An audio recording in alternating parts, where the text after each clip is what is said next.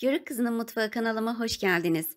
Sizlere yapımı inanılmaz derecede kolay, sunumu muhteşem, bir o kadar da lezzetli sütlü tatlı tarifi hazırladım.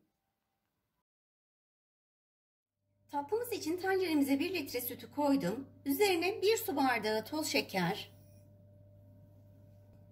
1 su bardağı irmik, 1 çay bardağı hindistan cevizi, 1 paket de vanilya ekliyorum.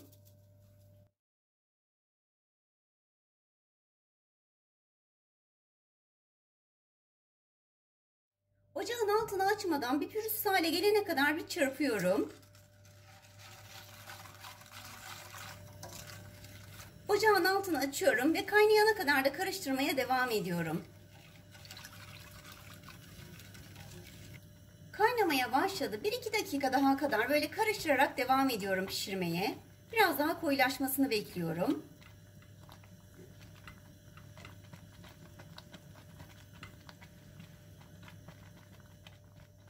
Altını da kısalım.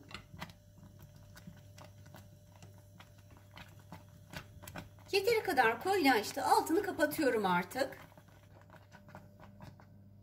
Ben tatlımı böyle bir kalıpta yapacağım. Şöyle tabanına su doldurdum, soğuk su. Bu suyu da döküyorum. Yapışmasın diye yapıyorum bu işlemi.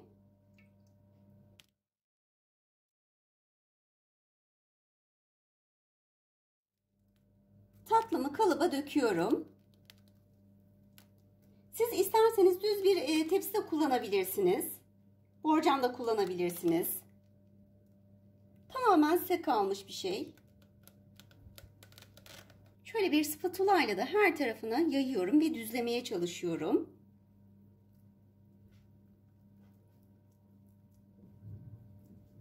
Ben şöyle kakaolu petibör bisküviyi ortadan ikiye böldüm ve şöyle diziyorum.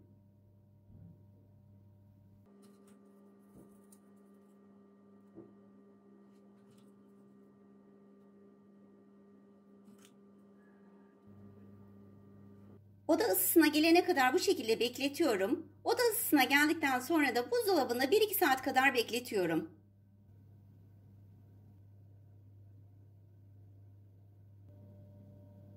Tatlımı soğurken biz de çikolata sosunu yapalım. Bunun için hazır çikolata sos kullanacağım. 2 su bardağı süt katıyorum tencereye.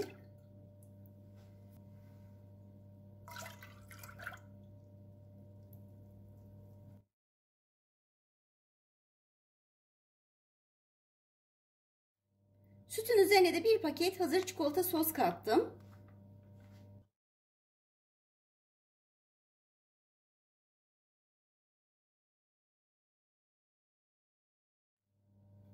Ocağa alıyorum. Kaynayana kadar da karıştırmaya devam ediyorum. Kaynayınca da altını kapatıyorum. Çikolata sosum da hazır. Çikolata sosunu soğumaya bırakıyorum. Arada soğurken karıştırmayı unutmayalım. Tatlımız yeteri kadar soğudu.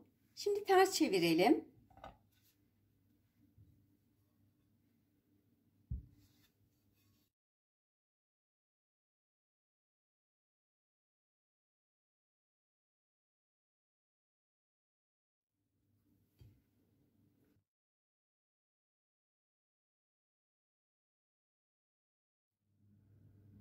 Gerçekten çok güzel görünüyor. Kalıptan da güzelce çıktı. Hiçbir bozulma olmadı. Soğuyan çikolata sosumuzu ortasından dökmeye başlayalım.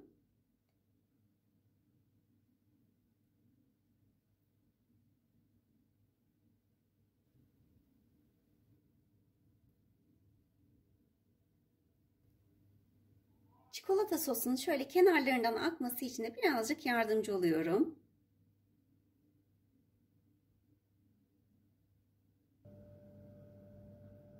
Hemen keselim ve servis edelim.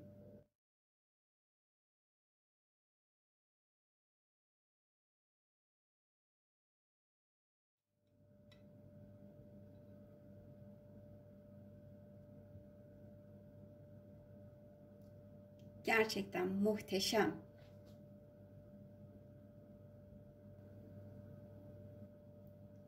Yapımı çok kolay. Böyle bir 10 dakikanız bile almayacak derecede kolay ve muhteşem lezzetli.